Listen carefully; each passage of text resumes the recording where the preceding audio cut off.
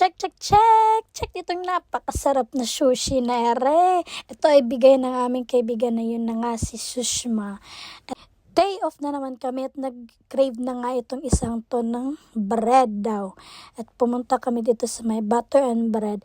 Napakasarap at fresh talaga yung bread nila dito guys. Kaya hindi namin alam kung ano ang aming bibilhin. So, mura lang talaga guys, abot kaya lang talaga sa bulsa, tsaka masarap na rin, hindi nyo pagsisisihan talaga guys. Ang binili nga pala namin na yung snow load bread guys, 6 dirhams lang iyon, napakasarap na. At ito namang si Tito, ewan ko ba dito at naglilihin na yata are. Ito nga isa ay gusto nila naman bumili ng chai dito sa may paparoti. Sabi ko napakamahal pa naman ang chai nila doon. Ayun na nga, 18 dirhams talaga yung chai nila dito.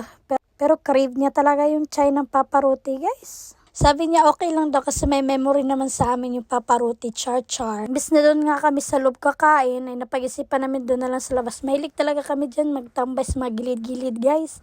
So ayun na nga, dito na nagtatapos ang aking vlog at mag-usap muna kami sa aming future. Mag-ingat kayo palagi.